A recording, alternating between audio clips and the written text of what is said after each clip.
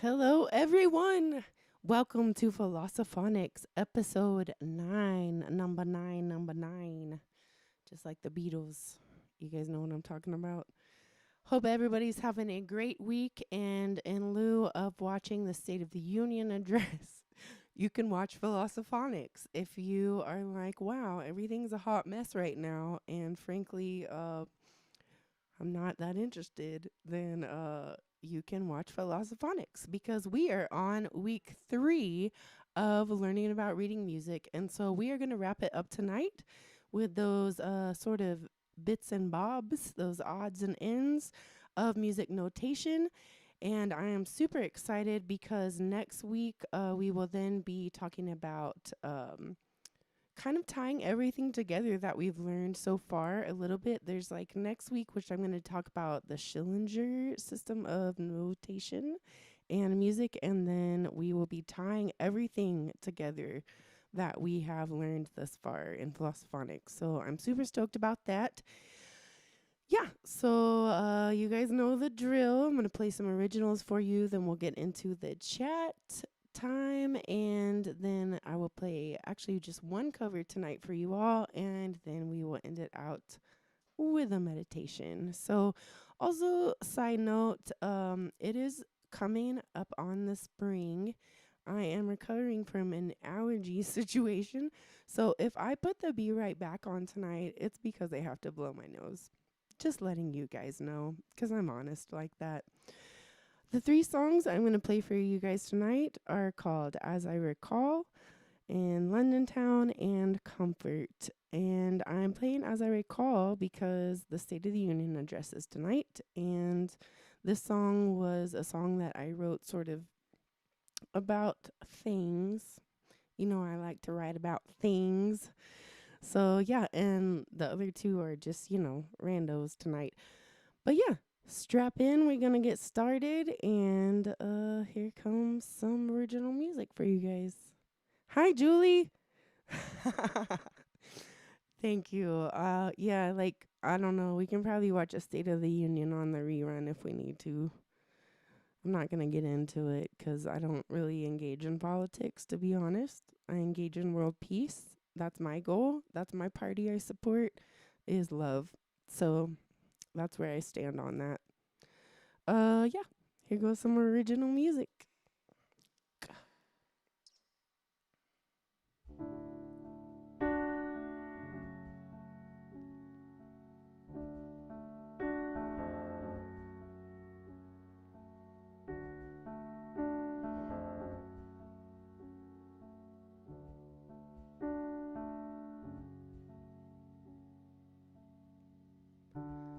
And as I recall, when I was just a child, it wasn't this hard.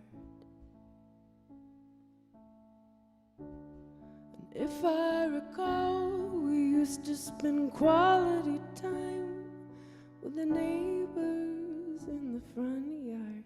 And if I recall, we weren't all working our asses off with no progress being made.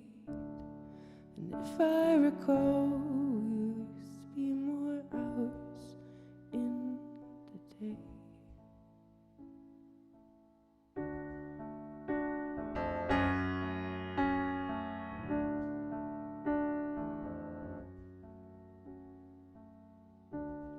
And if I recall, families used to sit down for dinner every night.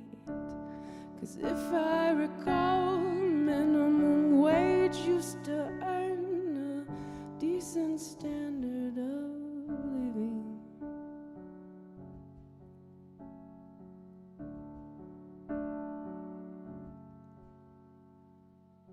And it's hard sometimes,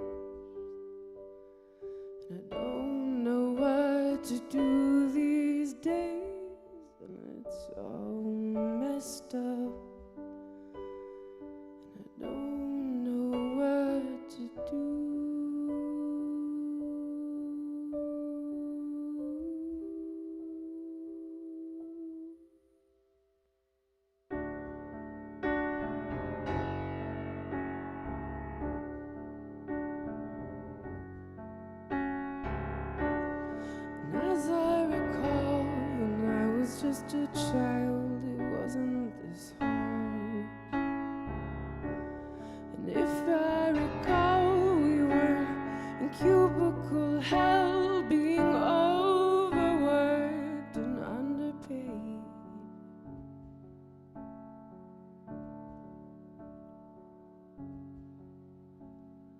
it's hard sometimes, and I don't know what to do these days.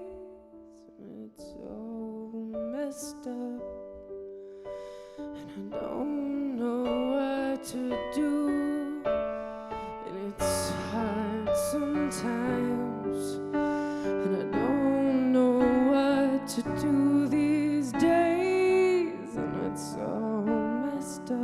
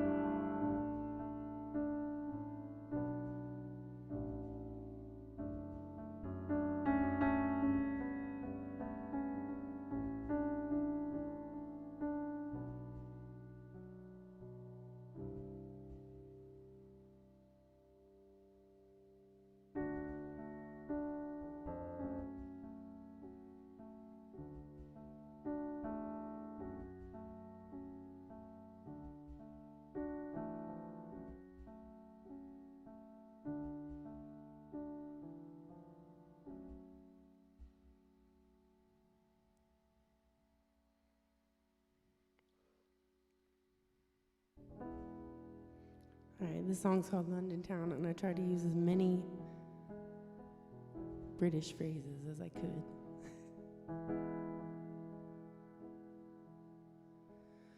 Hurry up, finish your tea, the bus will come soon. It's at the top of the morning. Wipe off your eyes, clear out your head. Don't want to miss a minute of the day that lies ahead now, darling.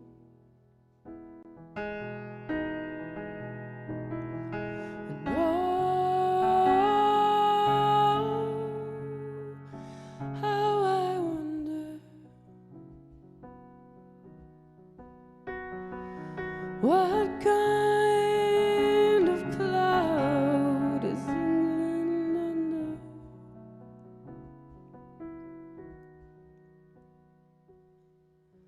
So, oh, London, London, London town, why are you low? What's got you down? Why do you insist on the rain? Your people can be torches when they rise up in full sleep, in beautiful sun rays, in beautiful sun rays.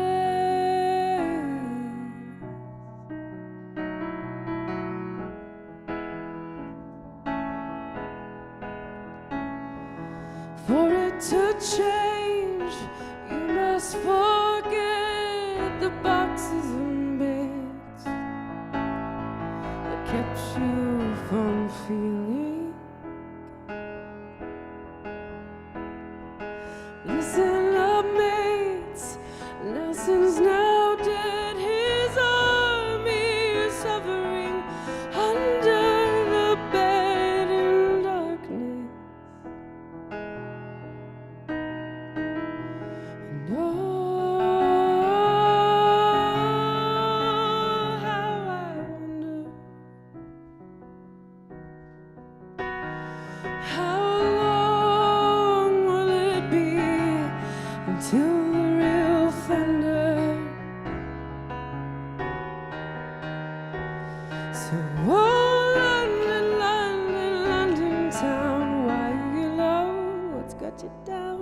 Why do you insist on the rain?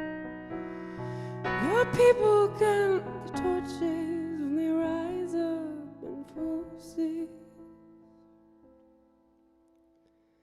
in beautiful sun rays. and beautiful sun rays.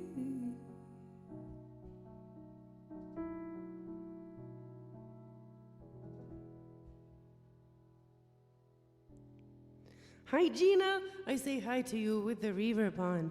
Hi, Gina. Gina, meet Julie. You guys are both in the chat together. Julie, you should know that Gina is like an outstanding human being, and her daughter is also an outstanding human being.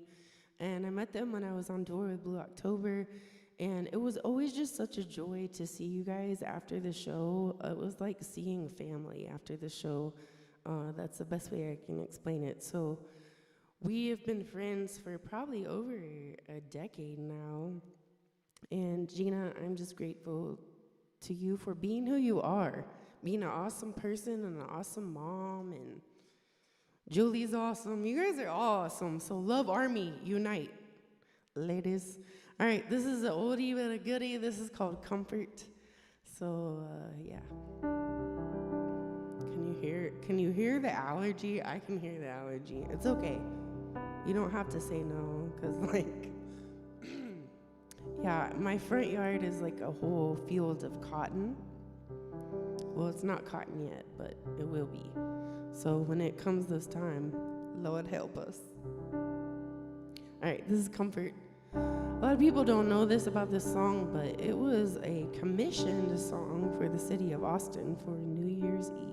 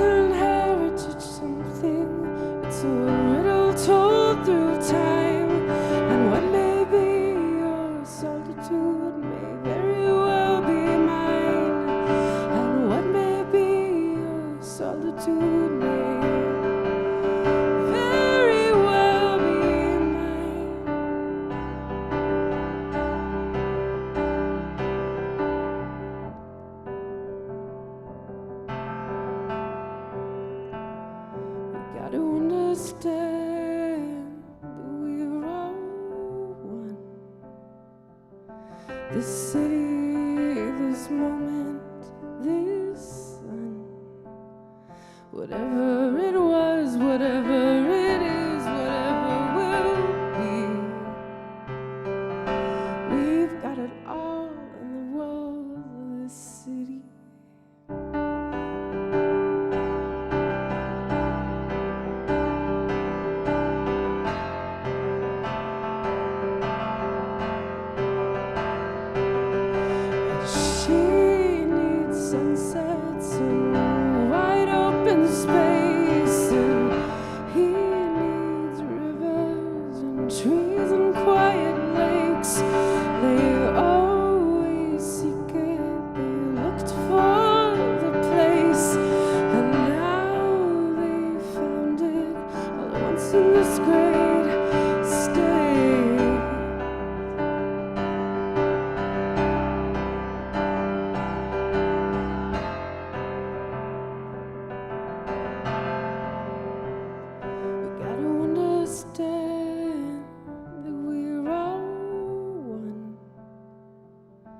This city, this moment, this sun, whatever it was, whatever it is, whatever will be,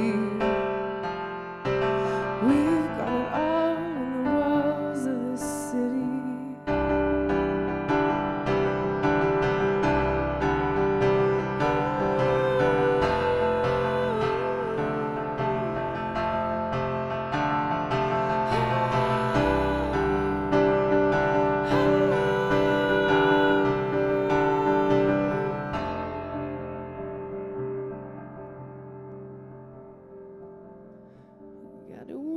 understand that we're all one.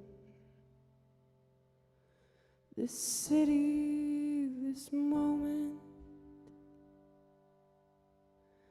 this sun, whatever it was, whatever it is, whatever will be, we've got it all in the walls of the city.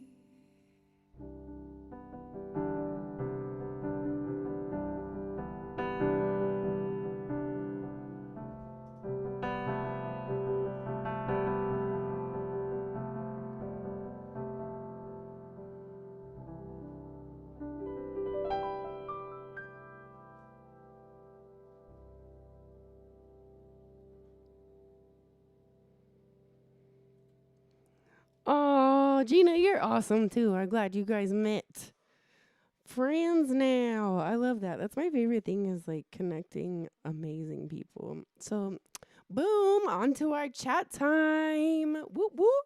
All right. So, last week I went really, really long. I had no idea how long we were until I looked over at the time and I was like, good Lord, that is a long time. Uh, so this one I'm going to make up for it and make it hopefully a little bit shorter. So yeah. All right, we went over rhythms of notation. We have gone over pitches, clefs, staffs, dots, all the things except for these things here tonight. So this is kind of like the what do you call it when it's like just a bunch of random stuff? Like it's a collage of leftovers, I will say. And one thing I want to say on the front end of this is that music publishers, and also when I say publishers, I'm like publishers of sheet music and composers. It's just like Picasso, right? He learned the rules so that he could break them. And we're going to kind of get into that a little bit tonight. But mainly, I want you guys to know that this is what I'm explaining to you all over the last couple weeks has been Western music notation, and there is limitations to it, as well as composers and publishers see it sort of like art. It's kind of an opinion at times, so it's not always black and white as far as like being able to communicate what the music needs to sound like. So I just want you to keep that in mind, and we're gonna get to some crazy notation here in a little bit. So yeah, just I think that's all the things that I wanted to. I put review, right? So we know the note rhythms. We've talked about our pizza. We've talked about the grand staff. I've shown you different time signatures, key signatures, the circle of fifths, all of that jazz. You guys are geniuses now. Congratulations. And so now we are going to talk about dynamics, right? And like I've said before, dynamics is really just a fancy word for how loud or soft something is. And so that is what we call it in music. And I'm going to show you this beautiful little image because you know I'm in the Shadow Legacy. You guys, just so you know, I'm going to let the cat out of the bag, okay? Shadow Legacy, if you see him in chat, that's my husband. He's the best, and that's super sweet of you, baby. I love you. So yeah. Everybody meet Dustin Decorn, my husband. That's Shadow Legacy. I'm letting it be known to the world. All right, so on my, let's see if I can point the right way. No, I cannot. It's okay. It's probably the Benadryl. But dynamics is our fancy word in music notation for how loud and soft something is. And we like to use a lot of Italian words in music so that we can sound bougie and fancy. No, JK, actually, it's because a lot of this stuff was developed in Europe.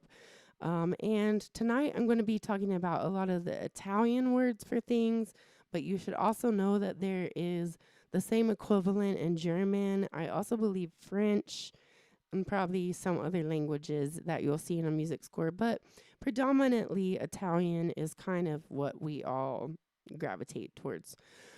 So on my, okay, this is my left hand, this is my right hand. Oh yeah, I can do it. Boom, boom. Okay, so forte is an Italian word. It means loud, Forte. And in music, we use those cute little F's for it. So as you can see, this scale is going from the top of things to the bottom of things. So at the top here is very, very loud, and at the bottom is very, very quiet. So if forte, you don't have to say it. So like, I mean, I always say like forte. I'm from Texas, so forte is means loud in Italian. Then piano, which you can just say it regular, of course. Piano means quiet or soft. Okay, and the piano itself is actually called the pianoforte because at some point they figured out how to give the piano dynamics. This is a keyboard, so it's not really doing what a real piano does. It's trying to emulate it. But as you can see, I can play piano or forte, right? And so, of course, we don't just have straight up loud and soft because that would be really extreme if everything in music was notated loud, loud, loud, soft, soft, soft, although sometimes it is. But we have this beautiful little scale. And we just kind of put the words together. So mezzo, I don't know even how Italians say that. Mezzo, they have to use the hand thing. So if you want to work on your Italian, just use the hand thing. It helps me, sound more legit. But we add, so in the middle of things, there's kind of like these two right here. So middle ground, mezzo means middle. So we can have middle loud and middle soft, mezzo forte and mezzo piano. We're just including the words together. We're joining them together. That's kind of like your average volume, right? And this is all on a sliding scale, I should note, because there's not like 1 dB level for it. It's just kind of what in your heart you feel like on your instrument or your voice is medium loud or medium soft, which are pretty much the same. They're both medium, okay? Then, so you guys can see how they notate that MF and MP. As we go up in this little image, we're getting louder.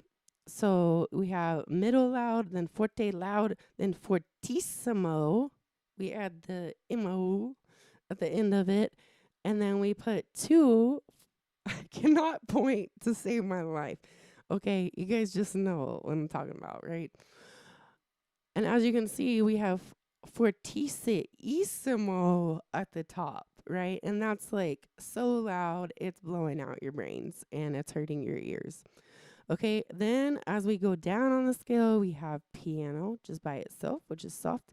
Then we start adding the issimos, right? So it's like plus a little bit quieter, plus a little bit quieter. So pianissimo. Then we have pianissimo, which would be like so quiet, like super quiet. Okay, so that is what you're going to see in a music notation score about loud and quiet. And you will have that usually, if you'll recall, the grand staff, which has the treble clef and the bass clef. It will be in the middle. It will have those little MF, MP, PP, blah, blah, blah, blah, etc. If you just have one clef, it is underneath it. If there's not room, they put it on top sometimes. That goes back to how it's all kind of like artwork at the end of the day. All right, so there you go. Now you're educated on dynamics. I'm just going to roll through these because these are all just a bunch of little extra symbols that you'll see. So you can just sound super smart about it. All right, now we're going to learn about some common words that you'll also see. And once again, I'm just going to roll through these just so that you can say you know what it's talking about. A lot of these are Italian words, once again. So let me grab my sheet because I just have a bunch that I'm just about to throw at you. It's going to be great fun. On the link below like in the description for tonight, there is a link to what I recommend looking up these little symbols and words on. which is Wikipedia. Oddly enough, there is some fancier web pages for musical dictionaries, but they cost money. So I'm all about if you can find it free, use it free. So don't worry about remembering all this. Just if you're curious, go to that link and you can check out all the things. So some common words that you will see is ritardando. It is abbreviated usually as RIT, RIT. And what that means is gradually slow down. So, for instance, if I was singing the lovely piece, Mary Had a Little Lamb, let's say that the second line of the song in my music, it had RIT, RIT, period, underneath it. That means slow down a little bit. So, it'd be like, Mary had a little lamb, right?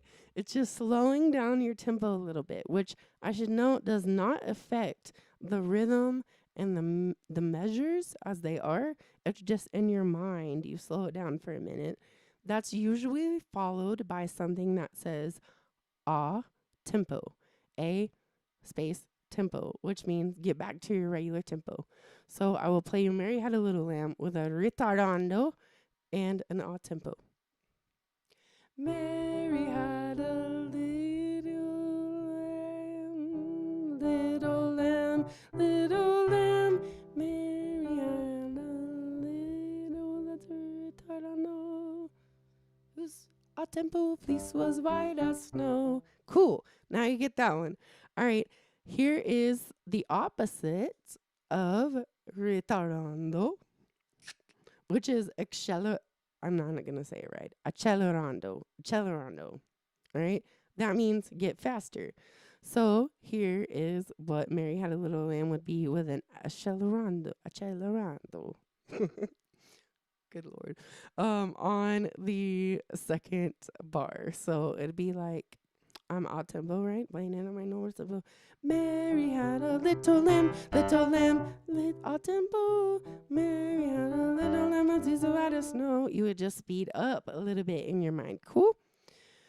All right. So then, if you see in front of those words or in front of any other words, molto, MOLTO, that means a lot, right?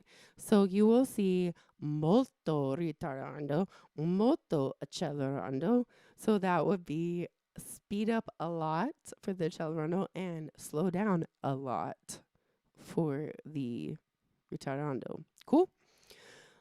All right, moving right along. This is just a laundry list, right? I'm just exposing you to some of these things that you would see.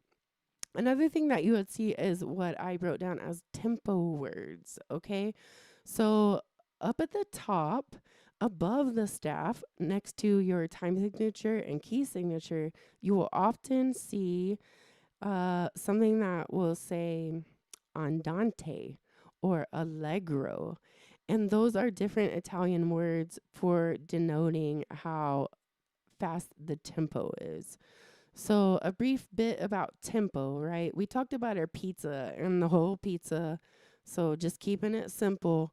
If we had four, right? 4 beats per measure, quarter note gets a beat. You guys are geniuses now. Above that would say something like andante or allegro.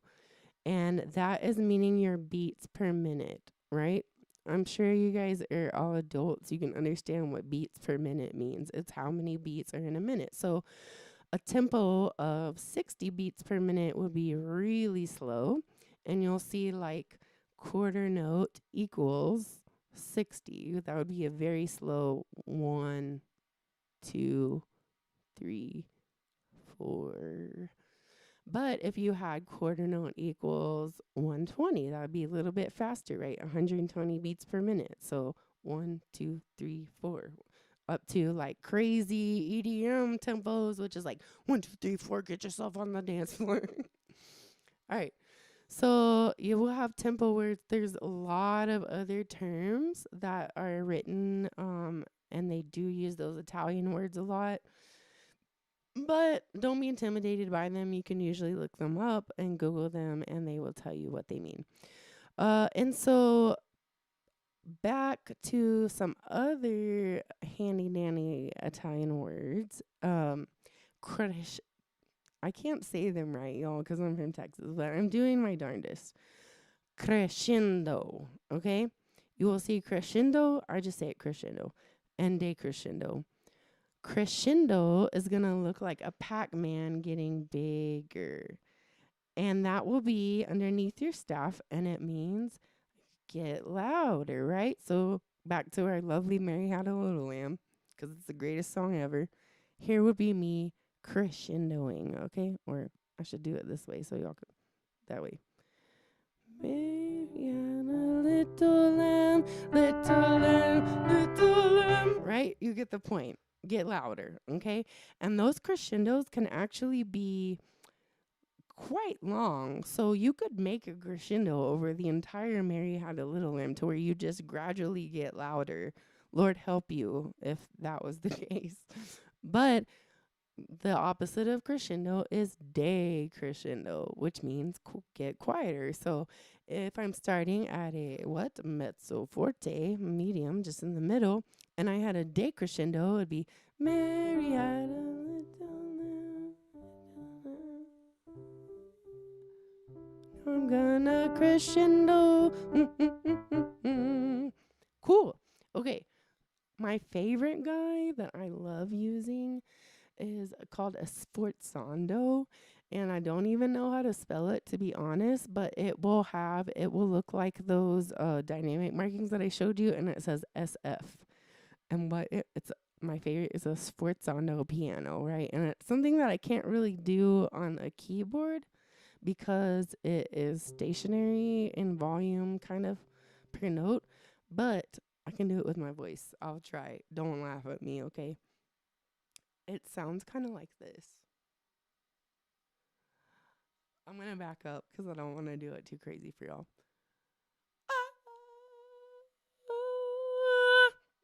It's like it's like loud, go real quiet, and then crescendo. It's like so epic when people do that in scores. It's the best. So sforzando is pretty much the coolest dynamic marking in my opinion. All right, moving on. I am going to pull up my handy dandy muse score that we used last week, and I'm going to show you a couple more guys.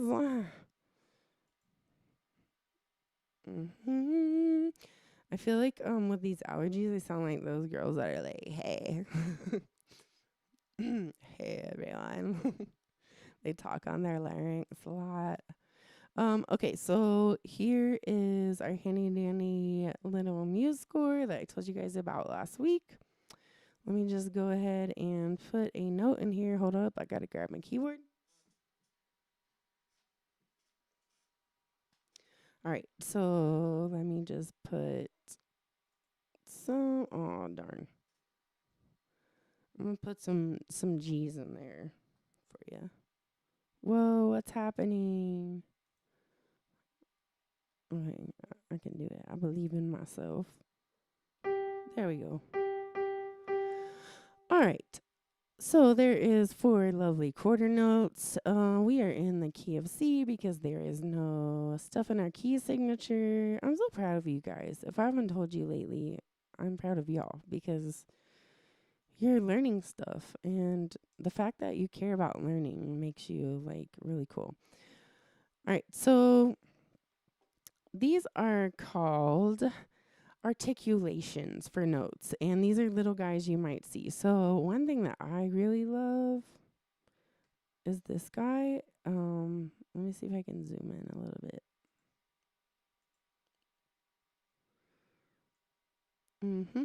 All right. So if you can see that little eyeball that is above the G now, that is called a fermata.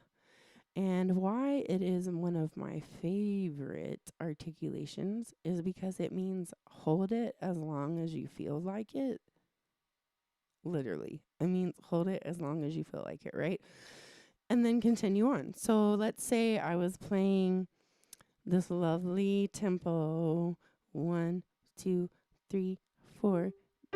2, 3, 4. If I had a fermata over that first note, it would be like 1. I'm holding it as long as I want because I'm emotional about it. 2, 3, 4, right? So you can put a fermata. You will hear that kind of like at the end of songs a lot when you hear them like hold a big chord. That's a fermata. There is some crazy other fermatas. There's like this guy, the short fermata. There's the long fermata. There's all the fermatas, but really you're gonna commonly see just that first one I showed you. Cool. All right, so then we're gonna have, let me show you some other guys. All right, this is called an accent mark, and it could be confused with a little baby decrescendo, but it's not. It just means accent, like play that one louder than the other one. So let me take my fermata away because that's kind of confusing. So you'd see something like this, and it'd be like 1, 2, 3, 4. Right? Obviously, you get it. Accent that guy. Cool. Moving on, we have the staccato. Once again, all these Italian words. So, if I had 1, 2, 3, 4, staccato means make it as short as you can, right? So it'd be 1, 2, 3, 4, 1, right? I'm making those guys shorter, as short as I can, not connected. Boom. We also have a couple other guys. This is a tenuto, which means like really lie into it. So if I played this as it's written right now, it would be 1, 2, 3, 4. As you can see, there's just a lot of little guides that show you sort of how to play each note. Let's see if there's any other ones I want to show you. A lot of these over here are for like string players or something that can do stuff that I can't do on a piano, or horn players. So I'm not going to get into those, but I would like to show you a beam, okay? So one thing we didn't talk about, we talked about dotted rhythms, but we didn't really talk about ties.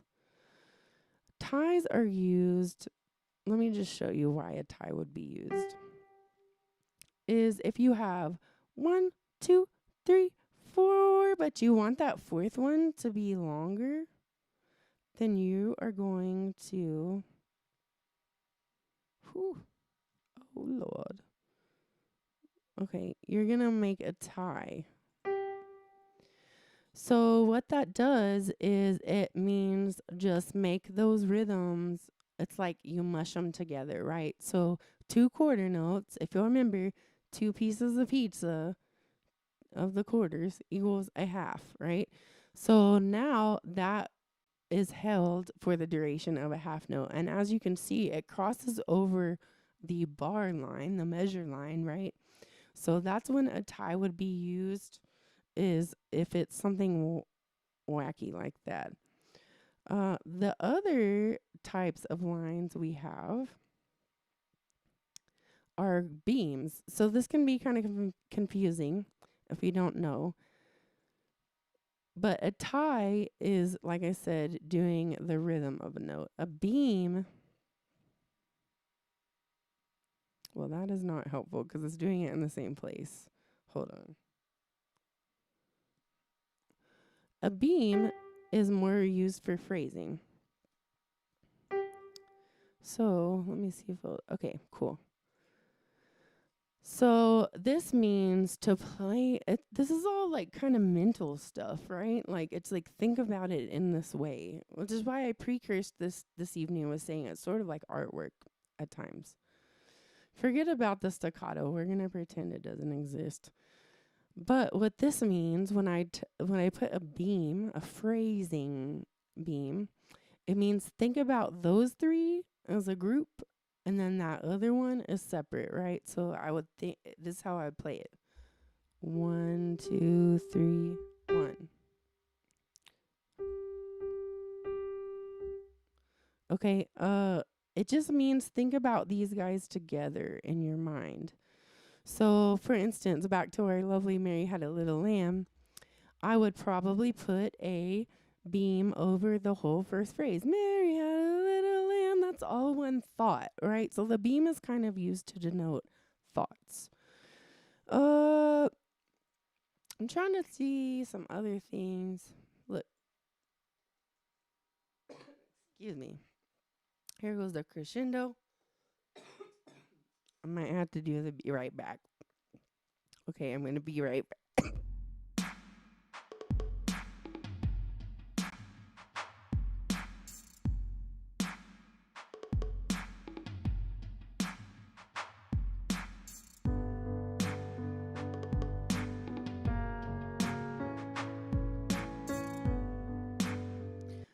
Okay, perfect. My cough attack is over.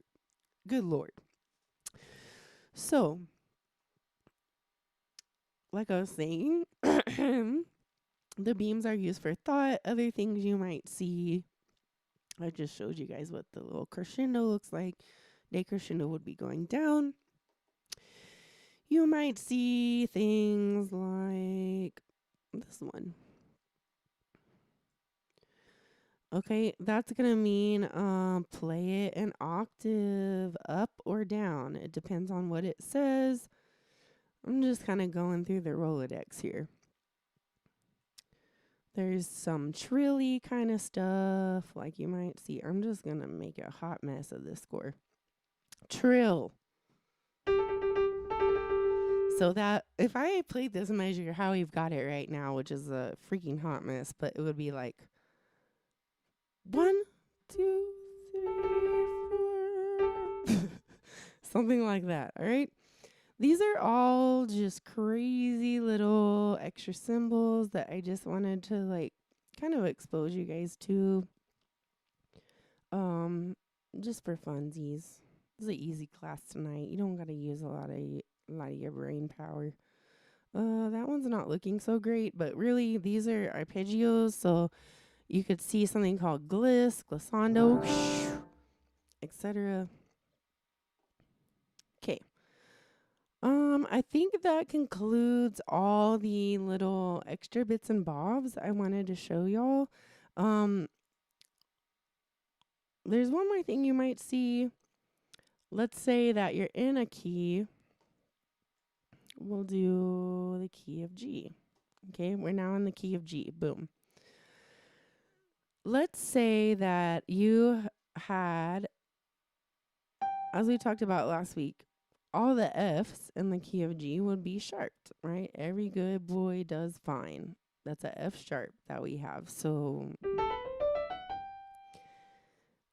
if you did not want that F to be sharp, like you want to make an exception to the rule, you would have a natural, right? Which means just play the regular old note. Don't worry about the sharpening of it. Play it regular.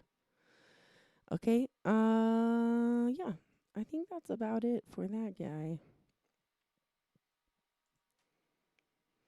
Coolio. All right. Feel free to put questions, concerns in the chat. But yeah, that's kind of just like a brief me just throwing at you all kinds of extra little guys that you might see. But other than that, y'all basically know the basics of music notation. And like I said, just check out that link in the description if you would like to learn some more of those phrases or like get deeper on that subject. And lastly, I am going to get to where this all goes out the window, kind of. There are many composers that have pushed the boundaries of traditional notation, and I'm just going to show you some pretty famous pieces from that. So the first I would like to talk about is this bad boy. Holy cow. Let's see if I can make it bigger. I want you guys to kind of see more what's going on. What is going on with this madness? All right, this is by a composer called George Crumb, and this is from a large work that he has called Black Angels, and this is obviously the 12th movement entitled Spiral Galaxy. So, this is an example of us taking what is traditional music notation and just going nuts with it. Because, as you can see, nothing is normal about this except for there are our beautiful little clefs. He's got some cool words and the tempo marking up at the top. And then a madness ensues. Now, this is actually playable and readable. So if you guys want to look up George Crumb Black Angels, you can hear how this actually sounds. But that's just one example of that whole piece is just nuts how it looks. Yeah. Okay, another guy I want to talk about is John Cage. He has a very famous piece called 433, in which this piece, when you're performing it, you go and sit at the piano and you open the score and you start a watch. And as you can see, there is rest.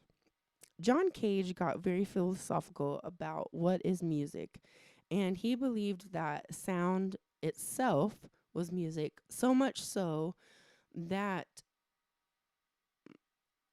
if you're aware, there's actually no complete silence unless you're in a vacuum, right? A room that's specifically made in a vacuum.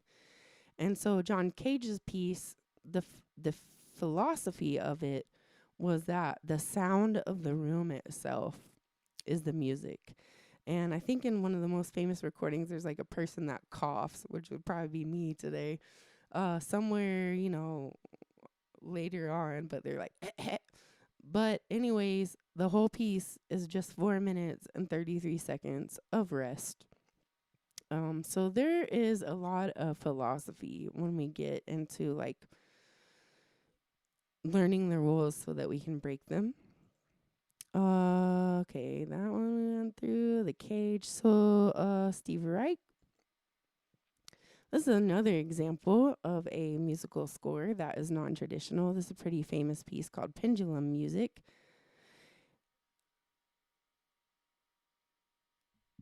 What?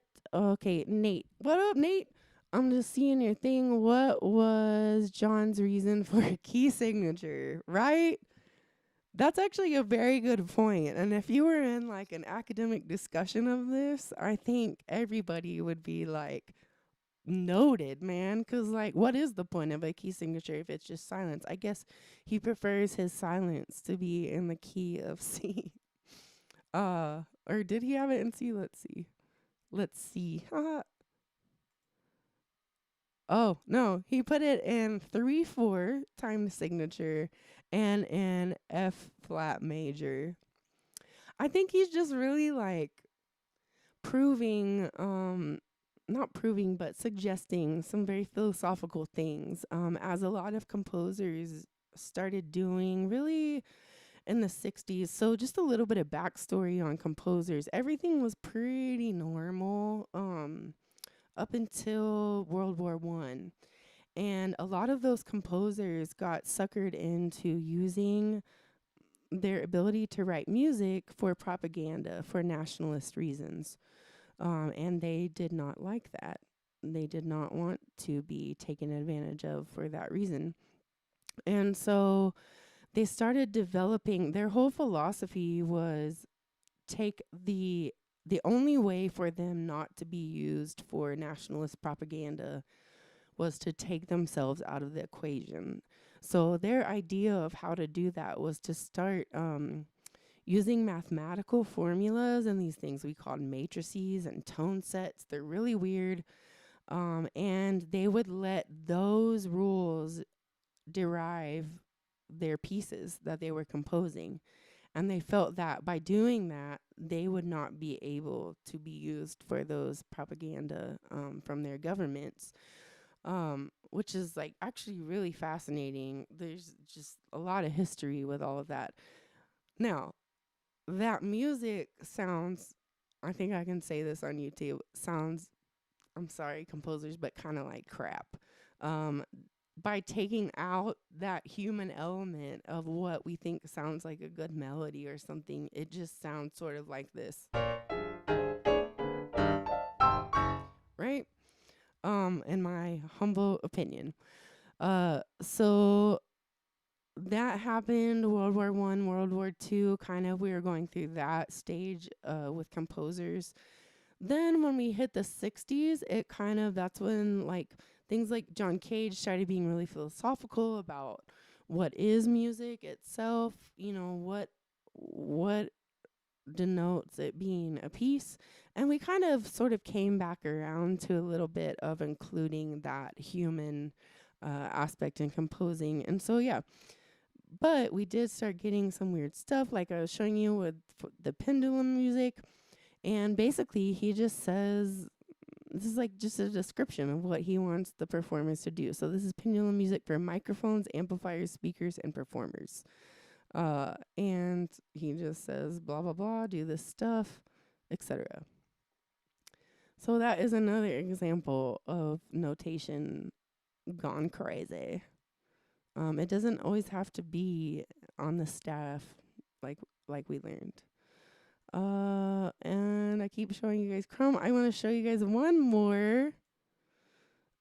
So if you'll recall, the Charlottesville protest that happened several years ago now at this point, and this is actually in color. I just couldn't find a color picture, but this is one of my scores that is non-traditional, and it's actually printed out poster size for the artist so that they can see it nice and big. But this is an etude for solo laptop. And as you can see, there are 3 movements, and basically they have sound samples of the far right and the far left, and then news coverage. And the first movement, you've got an EQ on your sound, and you basically trace the letters, which is adding different effects of EQ. The second one's adding different effects of delay. And the third is adding effects of reverb. So I really want you guys to know that while it is important to, know about Western music notation, that it does not encompass at all what is considered music. So really, you can get very deep down that rabbit hole with it. And Nate, I'm gonna have to say that comment to some of my old professors because I think that's brilliant. All right. That was my very unorganized smorgasbord of a couple of those extra little random symbols that you see in notation, and then how people start breaking those rules. And so, yeah, let me know if you guys want to know more about any of that. But that kind of concludes the chat for tonight. I told you guys we want to keep it easy. And next week, I'm super stoked because there is a man, Joseph Schillinger, and he devised a system of music. Are you ready for it? I'm going to give you a brief teaser. So we've learned that there are 12 notes in the chromatic scale, right? Before we hit the octave again. All right, I'm going to let y'all think about this all week. What else has 12 on it? Well, 12 months a year, yes, but 12 hours on the clock, right? So what he did is start making geometrical patterns with music, like a triangle or a square from a chord, all the way down to the Fibonacci sequence. This is going to all tie in at some point to the stuff we learned in the second episode when I put the balloon thing and the thing on the wall. And then we're just going to basically take over the world because we'll know how to manipulate matter. Okay, perfect. All right, well, thank you guys for watching the chat part. And I'm going to play one cover for you guys tonight, and then we will meditate. I love you all. Thank you so much for watching. Thank you for listening to my allergy heavy voice this evening. And I hope you guys have a great rest of your week.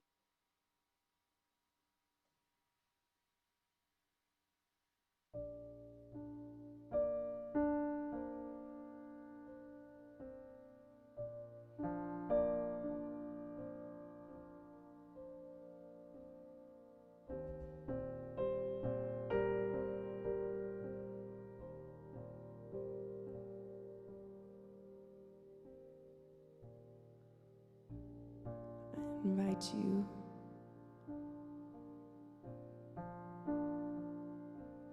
to think about the word symbol.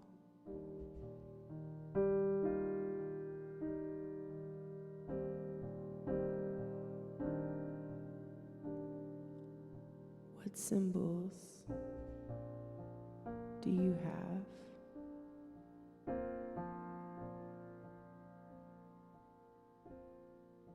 What symbols mean something to you?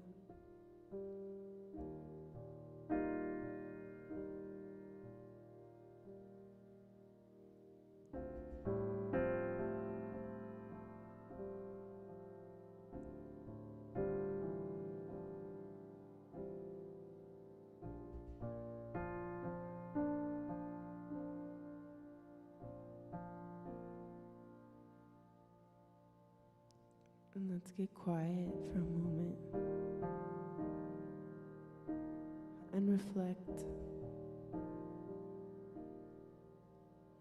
on the symbols in our lives.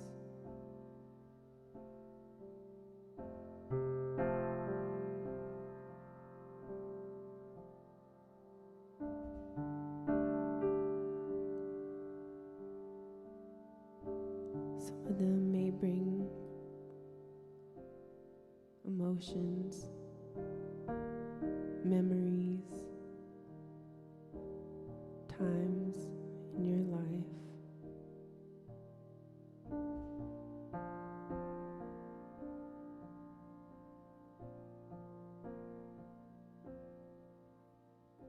What guideposts have you had?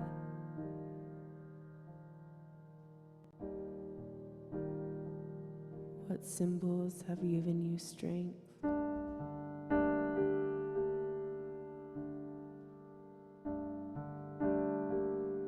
Have given you power or courage or closure?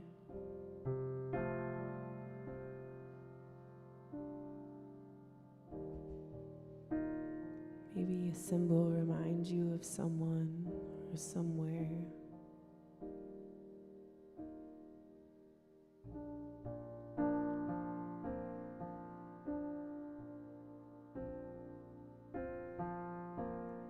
And I invite you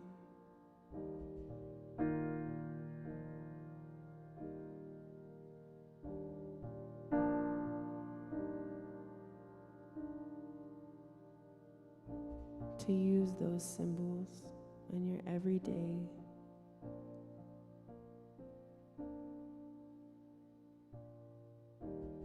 Remember them. Let that little piece of magic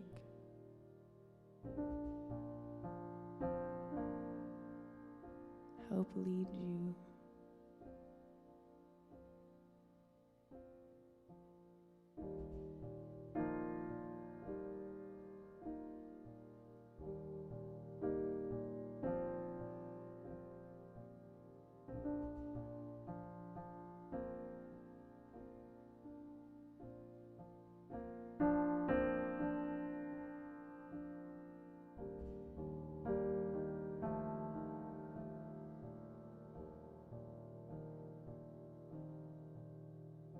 If we're quiet,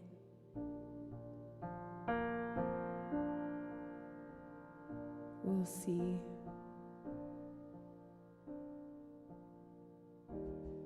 that the universe gives us synchronicity.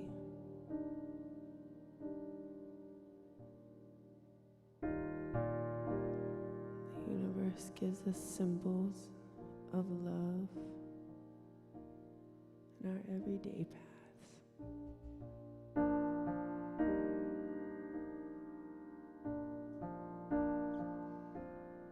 I invite you to release any symbols that no longer serve you.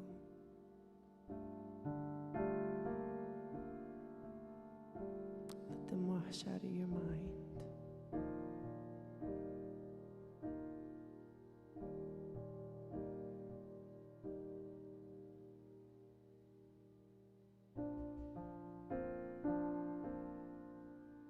Realize that all you've been through has brought you here to this moment.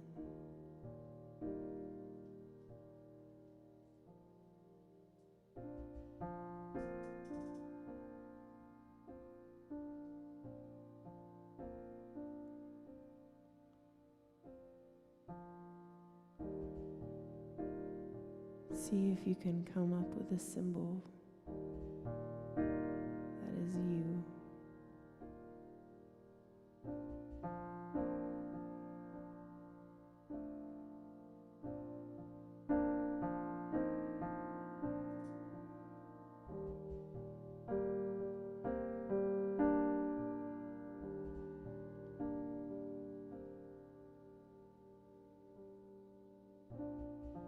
In your beautiful form,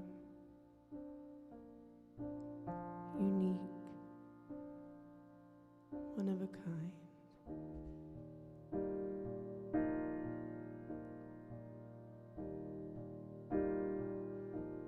With your own melody,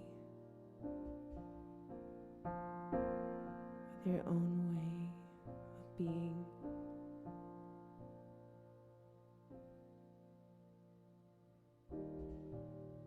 Let that be your compass.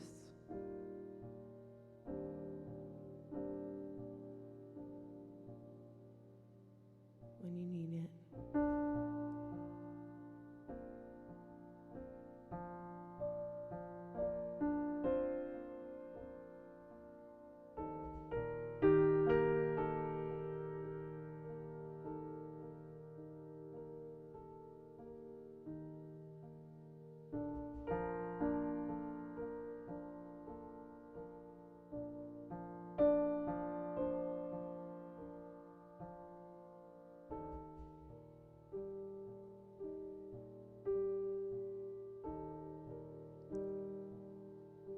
Let that keep you strong.